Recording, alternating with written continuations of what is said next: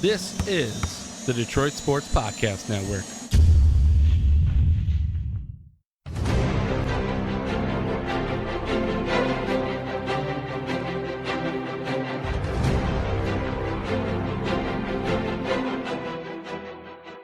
Thank you and welcome to another episode of the Detroit Sports Countdown Podcast. I am the Doc, John Macaroon. I figured, hell, spent a lot of time with the family earlier today. I want to do a Detroit Sports Countdown podcast. I just didn't feel like talking to myself. So what do? Call up my homeboy Kenny Frenzel, got him on the line, and I said, hey man, let's just wrap sports. You know that's what we do over text anyway. Let's just talk about what's going on this week in sports. Let's rank some of these stories. Let's share what the hell I've been doing over the past couple hours. So my man, the producer of this fine podcast, Kenny Frenzel on the line. What's up, my man?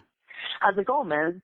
It's going good. It's a fun Sunday. Just before I dialed you up, because you delayed the start of this podcast, Mr. Diva, a little bit of stalking Darius Slay's Periscope. Dude has been on there no less than 20 times in the last 3 days.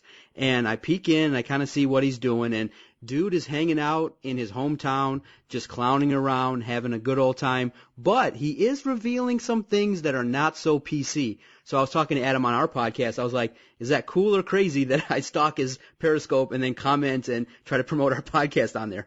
Well, I'm still not 100% certain what Periscope is. That's like where you can watch like live stuff, right? It basically, yeah. You take your phone, it's a live camera, and you can share it out. It's basically Twitter based. Okay. Well, Darius Slay and I are not fans of each other. We had a little bit of a Twitter battle fairly recently back over the holidays, I believe. So I'm not one to speak. But you know, I mean, if he's I don't know, these guys nowadays, there's so many avenues for them to talk and be seen, and sometimes I think that they should realize that less is more. Well, speaking of avenues to talk, let's kick off the countdown. So let's kick it off. I think number 5 will be Eric Ebron this week decided that, hey now, instead of just really practicing, keeping my nose to the grindstone, I'm going to go out and try to tell my Twitter peeps, ask them, get a survey regarding what kind of T-shirt I should sell them. And now, you know, a lot of athletes like, you know, Nate Burleson, a lot of guys also take advantage of being an athlete, and they take advantage of it and try to sell things. I'm well aware of that. But the thing that got people's attention was he was tweeting out like shirts that had inappropriate comments, like with the F word on it, and obviously he wisened up and took it down. But the number 5 story this week, Eric Ebron tweeting out to fans some inappropriate T-shirts. What do you think about that? Eric Ebron is a giant chump. He doesn't back it up. He's Ocho Cinco. He's Terrell Owens without the talent. He doesn't have the skill set. He can't catch the damn ball, so he's probably better off designing shirts. Listen, players have to diversify themselves nowadays. There's all sorts of different avenues. And hell, there's a yacht in the middle of the Caribbean with a bunch of Gronkowskis on it, you know, doing God knows what. So, you know, there's so many different ways for these players to kind of, like I said, diversify themselves and make more money. But you gotta know like where the line is and what you can and can't do. And if you're under contract with a team, you are under moral obligations. You have morality clauses in these contracts nowadays that prohibit you from doing things that could put the team in a bad way with other people and their fan bases and things like that. So he's a joke of a human being and a player, and I expect nothing less from something like him. But this level of maturity has got to be concerning for the Lions, that he would not only create a shirt like this and shirts like this, but that he would post them on his social media. And to top it off, when he's called out on it, he attacked the media. I mean, there was a thing with Terry Foster that I was reading about, that he blocked Terry Foster or something along those lines because Terry Foster basically called him out on it. I'm not an Ebron fan. Eric Ebron is the reason that I no longer consider myself a fan of the Detroit Lions. And but I expect nothing less. Like I said, he's a joke of a human being. So now, I regularly listen to Jim Rome, and he says it point blank. Twitter is like a loaded gun for athletes, and I'm still surprised to this day that athletes are willing to put stuff like that on their Twitter page, which is public, and then go ahead and decide to delete it. Dude, don't you understand that you can screen grab it in less than 3 seconds? That you have organizations like Deadspin, you have media organizations. You got people like me who just spend a lot of time on Twitter who find that stuff, and those pictures are readily available. So if you delete it, it doesn't mean it's off the internet. People are now going to, and especially the comment, it was like F shit up or F stuff up and leave. You know what I mean? Yeah. So people can use that in a negative light the next time that he drops a pass. So I don't get a guy doing that kind of thing, especially when you're an athlete. What more? I mean, if you want to capitalize on the media, go out, work hard, and get a big endorsement deal. That's the easiest way to make money. Get some touchdowns, play effectively, and all of a sudden, hey now, Nike will call, Subway will call, some big time companies will call. T-shirts, come on now, what is $14.99 a clip going to do for you? And, I mean, you got a guy who's coming to the end of his rookie contract soon. He's going to be playing for that big-time contract. He doesn't have the numbers to back up a good contract, let alone the image now. So he is, in essence, doing himself a disservice by doing something along those lines. Twitter is a very dangerous weapon. It's a double-edged sword, very much so. There are athletes and people out there, personalities, that use Twitter and social media like Facebook and Instagram. They use it perfectly. They use it well. They use it to promote their charities. They use it to promote the teams and things like that. But you have to be diligent on what you're putting out there. One false move, one mistake, one bad idea, and you're in trouble. Putting a shirt out there that says any kind of swear word, even if it's a mild swear word, it's still going to raise people's concerns. And that's like I said, that's got to show the Lions a lot of things about him that maybe he should be the next casualty in this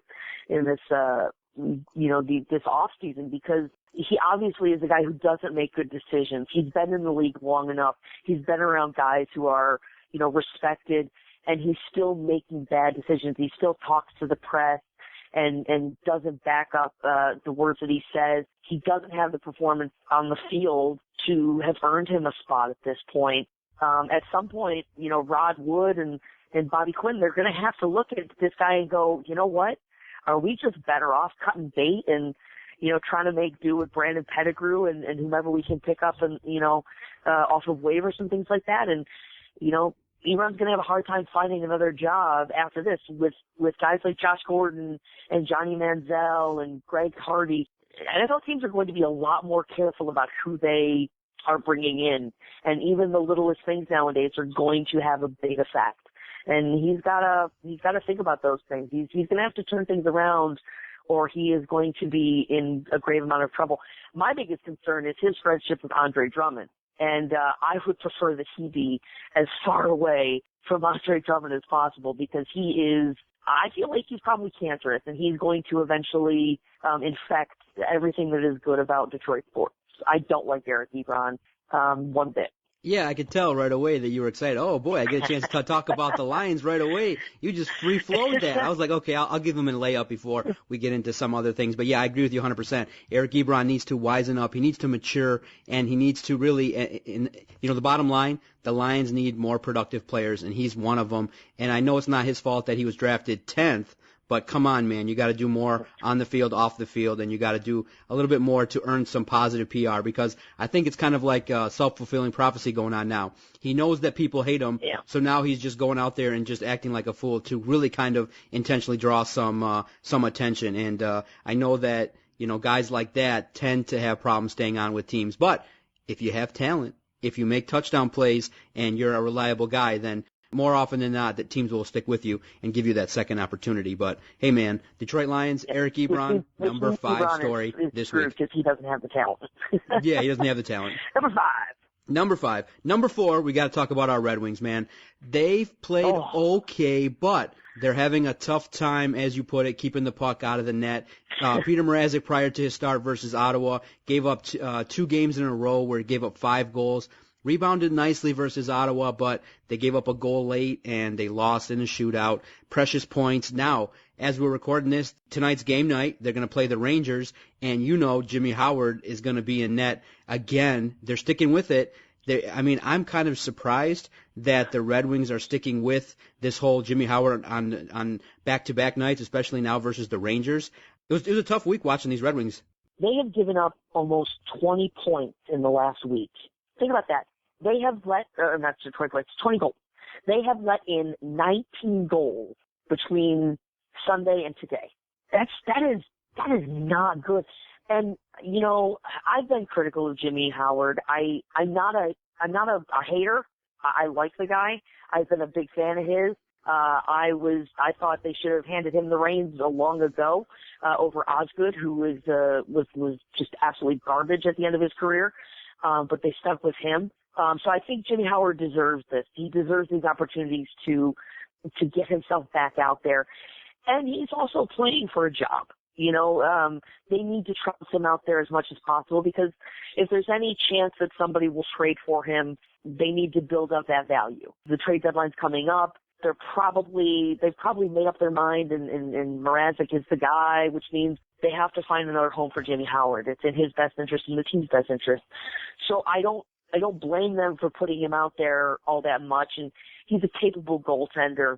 But people got to get off his ass. And said to the problems that the Red Wings have is not in goal. The problem is we don't have a defense.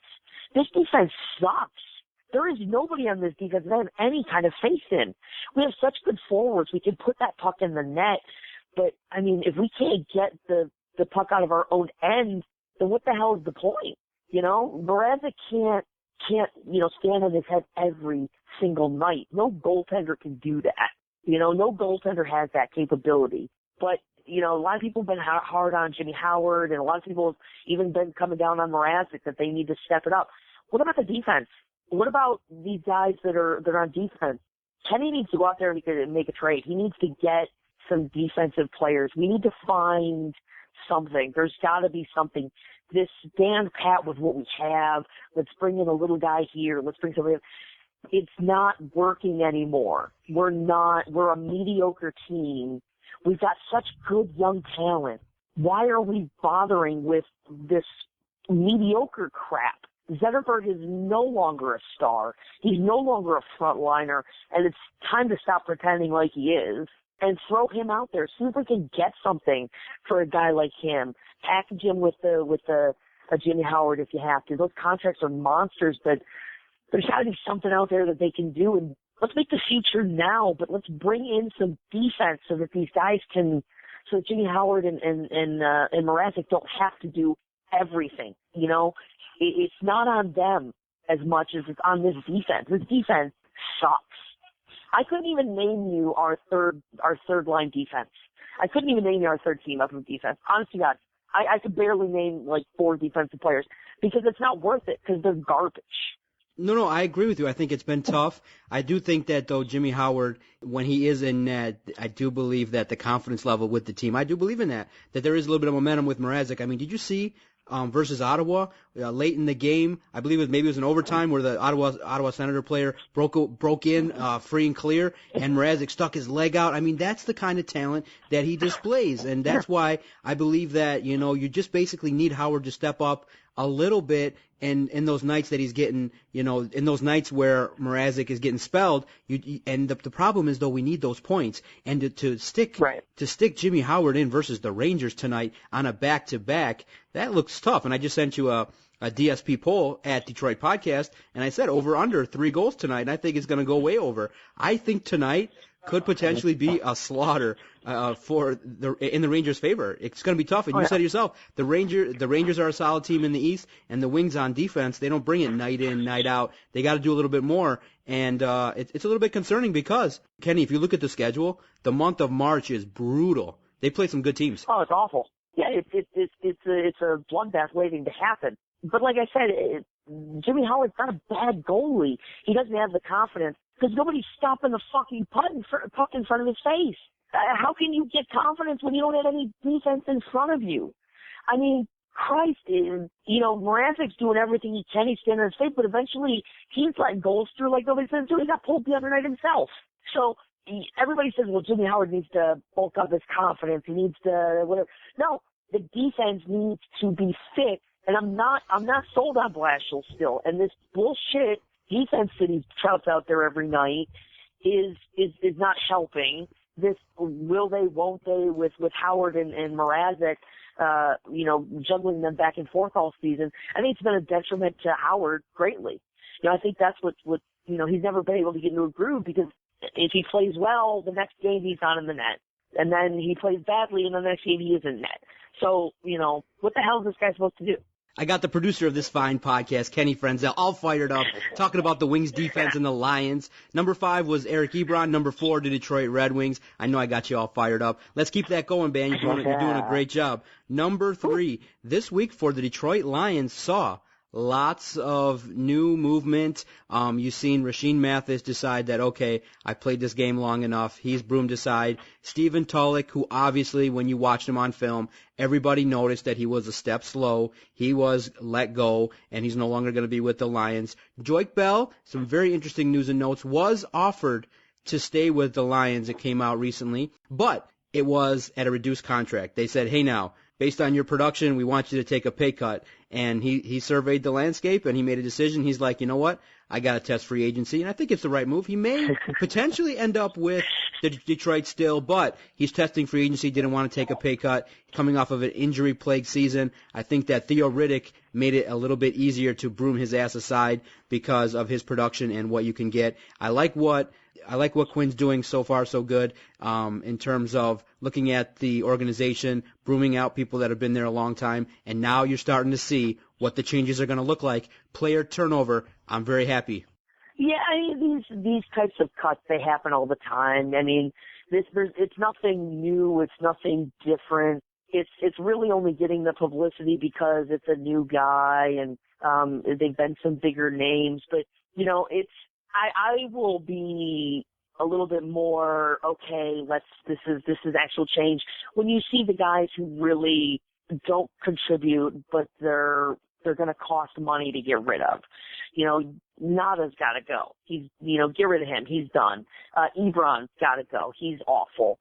You got a really good young secondary. Let's build off of that, and get rid of some of these chumps, on the defense that really don't pull their own weight. It's nothing new. It's nothing different. It's encouraging to see, because sometimes these are players that wouldn't necessarily be swept aside like that. I think, you probably would have had another year before Joik Bell's, time would have run out. And I don't know who's in his ear telling him that he's going to get fantastic offers in free agency. He's an awful running back. And he only really did well here and had the support here because of the whole hometown story, with the Wayne State and everything like that. So, I don't know where Joik Bell thinks he's going, but, it's not going to be a good situation. He would have been better off taking a cut and staying here. So I'll believe a little bit more when I see some actual cuts that really make a difference, where these are actual guys who aren't producing or kind of holding the team back and need to go. Those are the guys that I'll be more concerned with. Tulloch and Joik Bell, those guys, they weren't contributing anymore. It's sad to see Stephen Tulloch go. He seems like he's an upstanding and good dude. It's sad to see him and his skills decline. But, it's just kind of the nature of the beast. Yeah, now I know you're still riding high off of that Denver Super Bowl win. For those that don't know, you can follow him on Twitter at TV Chips. He's very prominent on our network and other networks, which is very interesting. But I think his loyalties lie here. He is a guy that does have a tendency of shifting his loyalties. He was a diehard Lions season ticket holder with myself, but after years of losing, and I give him a little bit of grief, he decided that I can't take this anymore. The Lions are a team, an organization that are just taking way too long to do anything. Both Kenny and I are in our mid-30s, and we've seen only one playoff victory, which is, when you talk about it, it's still infuriating. So he jumped on the Denver bandwagon. He's always been a fan. Okay. Now, No, but now, I did not jump on the Denver bandwagon. I have been a fan of Denver. You're a bandwagon jumper. For a long time. I watched them. I was a big fan of the Terrell Davis years. A huge fan of Elway. We had some lean years with Jake Snake and then the Tebows and whatnot. But I've always been a Broncos fan. I did switch my loyalties. My primary loyalties are still with Denver. I'm still a huge Tennessee fan. I love the Titans. I got a big soft spot in my heart for the Titans. as well, and a little bit of the Falcons as well. I've always kind of been a little bit of a Falcons fan. My primary loyalties right now are with the Denver Broncos, and it was good. It was good to see them win and win a Super Bowl. So don't call me a bandwagon jumper, because I am not a bandwagon jumper. If I was a bandwagon jumper, I'd be singing the praises of Cam Newton and Russell Wilson. But I hate those bitches. I'm all about Von Miller and my boys in Denver. So okay, so are you at this point in time? You've seen now the Lions have gone out. They've reached to an organization that's known to win. Are you buying or selling on the Lions with Bob Quinn? Or are you still off the bandwagon? It's promising. It is promising. I don't know yet. I like some of the moves that he's made. I respect the fact that, that he kept Jim Caldwell because, this late in the game, it would have been difficult to have gotten a good quality coach. I think, the guys that you could have looked at, Terrell Austin, Matt Patricia, I think those guys are still a little bit out, from being, serious NFL coaching candidates. I think next year, those are two guys that are going to be really hotly talked about. And so maybe next year you go, okay, this is the guy I really want. Let's do it now. But at least he'll have a chance. If things don't go well, he'll have a chance to sack Caldwell early in the off season and have a full opportunity to get somebody. So I don't like the fact that he didn't let Caldwell go. I think that probably should have been one of his first moves. But I respect that he had the knowledge and the wherewithal to stop, survey the landscape, figure out what's going wrong. I like the fact that he got rid of the strength and conditioning people, because the injury bug on this team has been ridiculous. This team has never, in I don't know how long, seemed like a physically fit team. They're always getting injured. They're always having issues. So wiping guys like that out and bringing in new guys who can do a better job, that's not the status quo. Those aren't the things that you see with the Lions. Those are the types of guys that stay with the Lions for 50, 60 years, But those were the first people that he got rid of, the people that really, you look at this team and what's been one of the biggest problems that they've had over the years, injuries. And where do you go? How do you fix that? You get rid of your strength and conditioning people because they're awful, and you bring in new, better people. So his first move, I'm big on board with. The rest of it, I think he's making the right choices. I'm intrigued by what he's doing. I will see going forward next year what he does after he fires Caldwell and where he goes with that. So we'll see what happens. I'm not buying yet, but I would definitely not rule out the possibility of being a bit of a Lions fan again. I don't know that I could ever give them my full loyalties again, but we'll see. I still wish them well. I hope that they'll be successful. Obviously, living in this town and having friends on two of the major sports networks, I have to talk about them quite often. So I wish them well. I like what Bob Quinn's doing. So yeah, I'm positive about him so far. Okay. I'd like to see him do more, but I understand that his hands are tied a little bit too. Now, we're at the number 2 story this week on the Detroit Sports Countdown podcast, where we're going to move into some more positive news and notes. I know some people sometimes will say, man, y'all are too negative. But I say, you know what? These next 2 stories, stay with us before we get to them. I do want to talk to Kenny about something that he did, and I just tried it out now. You came to the studio, I believe, on Wednesday, and you were like, hey, now, I'm paying off the bet, and you brought apple soda and some delicious nacho chips, and they were so good. But I just tried the apple soda for the first time. Oh, my God, dude, that stuff is good. You were right. It is addictive. Dude, it's addictive. Oh, and they don't carry that brand, but Taco Bell now, most Taco Bells carry an apple soda, and it's amazing. If you've never tried it, it's fantastic. It's not like apple juice. It's apple soda, and I live so close to this Mexican grocery store in Pontiac, which is where I got all those goodies from, the Carnival Market. Their food is amazing. Their chips, as you found out, were amazing. So I've become a convert of the apple soda. I'll bring you some green apple soda, because that stuff is legit too. Oh man, yeah, I was like, oh wow, yeah, you're exactly right. It doesn't have the tartness of apple juice or cider or anything like that. It's just like drinking pop with an apple flavor, and I'm like, oh my gosh, I'm gonna have to. It's not overly sweet. It's perfect. Yeah, it's my favorite. Yeah. All right, the number 2 story this week in the world of Detroit sports. Our Detroit Pistons have decided, okay, we saw that the record before the All-Star break wasn't that good, and they decided to make some moves. They brought in a young cat making about $16 million per, Tobias Harris. Now, news came out earlier today that the other trade that was made to bring in Thornton and some dude that his name is just a little bit challenging on my front, but the dude is a 7-footer. It's like, what, Modi Junis? But he's got back problems, and a lot of people are concerned because we gave up a first-round pick in order to get him, and now news came out on Sunday that maybe his back is acting up, and he hasn't been cleared yet. He's not in the lineup versus New Orleans, and so we're a little bit concerned. But there was a lot of excitement for Tobias Harris, and you can see why. Dude plays strong defense. Dude is a young athlete, and he can put the biscuit in the basket. But right now, we didn't win that first game, and he's going to have to be acclimated to that system. But everyone was kind of excited, but right now, it's not looking too good. We're hopefully the Pistons get that first win with Tobias Harris after the trade deadline. Yeah, I mean, as we speak, they're losing to the Pelicans, I believe. Dang it, yeah. You know, I'm big on the Pistons. I really like what they're doing. I like the Tobias Harris trade. I wish that it didn't come at the expense of Brandon Jennings, because I think that, you know, I respect how he came here and he turned his career around and kind of turned himself into a real legit leader. And I wish him all the best of luck. I hope that he does well. I'm still a little unsold on Reggie Jackson. He doesn't pass the ball properly, and Drummond can't shoot free throws properly.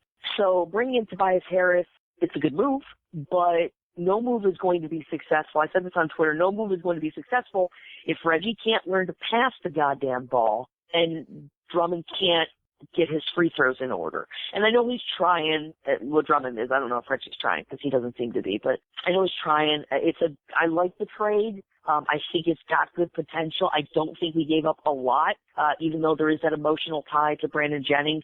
But we've been too tied to players in the past. We need to stop doing that. So I like that trade. This other trade, a lot of people have been saying, well, you know, if you're trying to win, you don't want to stockpile draft picks because Pistons haven't drafted well. But here's the thing. That pick was going to bring you minutes. That pick was going to be depth, and that pick was probably going to give you around 10 minutes a night, depending on who you got, where you got him, what you did with him. Maybe not this year, maybe next year, but that pick was probably going to get you about 10 minutes a night, right? So that's depth. And then you get rid of your third string center who is also depth. And you're getting rid of them for a guy who's got back problems. You don't trade for somebody who's got back problems. The back is the biggest part of your fucking body. Like, come on. Like, people don't get over back problems. Those things linger. Those things take time. You know, this trade could be amazing. This trade, in 2-3 years, we could look at this trade and go, God, that was a really good fucking trade. You know, he had back problems, but he turned himself around. He's a talented player. You know, we got a great deal for that guy. The pick that they got in return didn't amount to nothing, so we're good. This pick could be like that. But you don't trade for a guy with back problems. I mean, that boggles my mind. You know, that absolutely boggles my mind, because, like I said, he could never play for this team. And you've basically just now given up. There were 4 players involved in that trade when you think about it, if you include that draft pick, and 3 of them basically went away from the Pistons and only 1 stayed, right? If you think about it that way. So if he never plays a minute for the Pistons, he's basically just a piece that went away. So it's a bad trade in the now.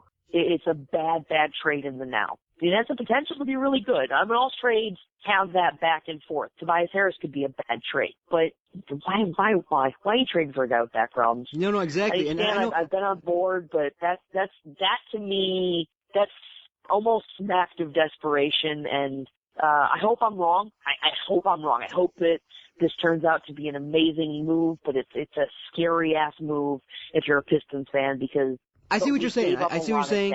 Yeah, I see what you're saying. I think that Stan Van Gundy knows what he wants to build. He has a very young team now going forward, and I don't think it's really a move for now. I understand that it's important to make the playoffs for the fans. It's important for the Pistons to kind of have some more positive news because they haven't been in the postseason and they're basically a 500 team. But he is now putting his, tenure and his, his decision making on this team, and he's going with a young group of guys. And I really believe in a couple of years, if the fan base can stay patient, this team does have potential with the emergence of some leaders, and hopefully it's Reggie Jackson and Andre Drummond. Yeah, I understand it's not football where you need to stockpile picks, but yeah, giving away first round talent is a little bit concerning when you have maybe someone who may pass the test now, but what if it's that crunch time in the postseason, you need that extra body, and he's not there. So it's a little bit of a gamble, and I think sometimes you have to make it. And, right now, though, Ken, I think you should give him a little bit of the benefit of the doubt yet. He hasn't really made a move yet that would say has been a clunker. Well, here's the thing. I trust Stan Van Gundy. I do. I trust Stan Van Gundy. I don't trust the Houston Rockets. You know what I mean? Ooh, pulling the wool over SVG. He's back good. That's where my distrust is. I think from Stan Van Gundy's point of view, this is a good trade, and I think he's making a good trade. I don't trust what he's been sold, and so I like that the Pistons are being a little cautious about this. I don't trust this trade, not on Stan Van Gundy's point of view. I think what he's done, but I don't feel like he's been given all of the proper information. I feel like he's being swindled and bamboozled by some snake oil salesmen. So that's where I come in. I'm fully on board with SVG's decision.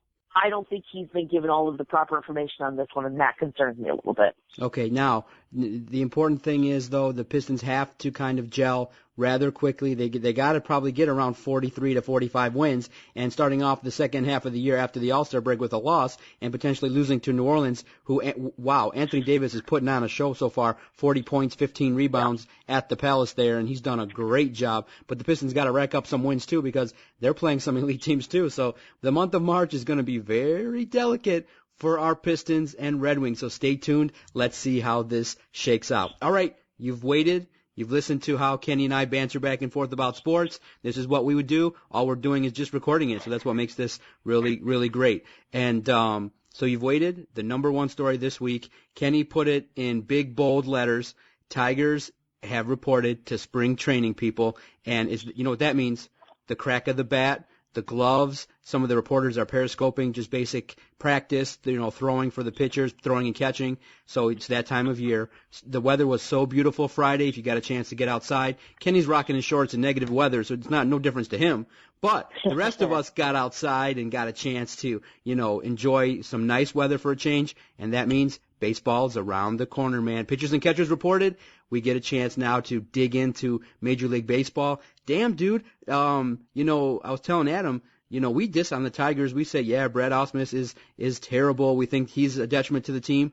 But some national media, USA Today, some other websites have predicted that the Tigers are going to finish fourth in the division. So it's a lot of storylines, a lot of maybe us versus the world mentality that could propel this team. I'm excited. It's spring, baby. And I know you're a big baseball guy, too. Are there any four greater words put together in the English language than pitchers and catchers report? I mean, baseball. It's like the heavens open up and it's like, God damn, pitchers and catchers report. Spring training is officially underway. The rest of the team reports, on Wednesday? Is it Wednesday that the rest of the team reports? The 24th, I think, right? I believe so, yep. Yeah. So, I mean, we're going to get our first looks at Cameron Maybin back in the Old English D. It's exciting. I've been very critical and negative on Mr. Al and B-Rad, and I don't think he's a good coach. I'm really not sold on Al as a GM, but now we're going to see. We're going to finally see what they can do, and it's exciting. I've been a Tigers fan since I was 4 years old. Since I could really remember baseball, and going to Tiger Stadium and seeing games, and you'd sit behind a pole. You couldn't see the effing game because you're sitting behind a pole, but it didn't matter because you're in a baseball game. So it's exciting. I'm so excited to see what the Tigers can do this year. I don't have a lot of faith in Brad Ausmus. It's still this blind faith of, fuck it, we're going to the World Series and we're going to win it all. And that's, I think, the excitement of baseball. You know, with a team like the Lions or the Red Wings or the Pistons, yeah, they play a lot of games or they don't play a lot of games, but their seasons don't seem as extensive as like baseball does, you know. I mean, they're playing every night in baseball. You know, they're playing every day for the most part for 4 or 5 months. And now, real quickly, you were close. Wait, real quickly, you were close. The position players are going to report on the 22nd, but they don't start their first practice. First workout is the 23rd. So they'll be in Lakeland. They'll be in Lakeland Monday. First practice Tuesday. Nice, huh? Oh, that's exciting. I mean, it's exciting, right? I mean, you know, for all of the craziness that happened this offseason, and this offseason there just seemed to be a lot of crazy, you know, signing big names and big money being thrown around, and I'm excited. I think that we put some good pieces in place. I'm still a little unsure about some of these things. I don't think that Upton fits into the system right.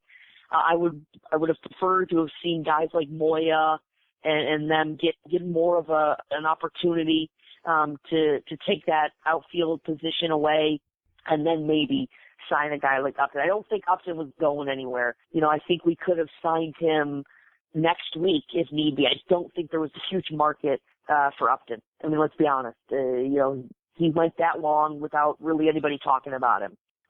So, you know, I'm a little on the fence about some of these decisions, but I'm still excited. There's still something about baseball that just stirs the emotions, and, you know, spring training is here. It's like, it's just, you know, beautiful pot of gold at the end of a gloomy ass rainbow that is winter. So nice. I'm excited. I'm really excited. I hope I'm wrong about B-Rad. I know I'm not. He's an awful coach, but I hope I'm wrong. I hope we do well. And Tigers going to the World Series. You heard it here first. Oh, okay. A lot of people are not respecting this whole idea of a process. It's like, okay, the Lions, some people are having them going to the Super Bowl. The Tigers are just going to go from not making the postseason to jumping back into the World Series. So that's a bold prediction, and we got it on tape now. So we'll see if it holds true to fruition. But as a fan, like that's what I should be saying. Do I honestly think that the Tigers are going to win the World Series? No. No, I don't. I don't believe that they are there. I think that there's a lot of ifs and maybes about this team. I don't have any confidence in ownership. I don't have any confidence in management. I don't have any confidence in the coaching. But I love the Tigers. I love baseball. I want to be excited. So for the next few months, I am going to believe in my heart that the Tigers are going to win the World Series. Okay, and I appreciate that, man. Thanks for rapping with me on the Detroit Sports Countdown podcast, talking about the news and notes this week in sports. The producer of this fine thing, I said, hey, now, you know, he's been producing from time to time. I'll be like, you know, Kenny, what's the stories this week? Because I'm so busy doing a lot of things. And he's like, bam, bam, bam, bam, bam. So I said, you know what? I want to talk to the guy and see what he's been thinking. And he did not fail to deliver. Brought it strong, gave some great opinions, and I'm thankful we got a chance to rap a little bit about sports. And I know, before we get out of here, the Best Picture Showcase is something that you do each and every year, and you enjoyed a movie marathon yesterday. Was it 4 movies? 4 movies, yep. Did you see any potential award winners from those that you saw yesterday? You know, I don't think any of them are going to win the big award of Best Picture. Brie Larson, she was the lead actress in the movie called Room. She is absolutely fantastic. It's a very emotional movie. Mad Max was brilliant, so I think that's probably going to win some cinematography awards and things like that. You know, but other than that, I really don't think that there was any big winners. Next week, I think, is the big one. Next week is Revenant and Martian, which I think are probably the two movies to beat as far as like the Best Picture would go. But it's very exciting, and I want to say thank you for having me on. It's been a bit of a slow time with sports, but it's exciting. We got March Madness, we got baseball all on the horizon. But I know that I kind of screwed up on Friday. I was in the presence of Larry Murphy for several hours.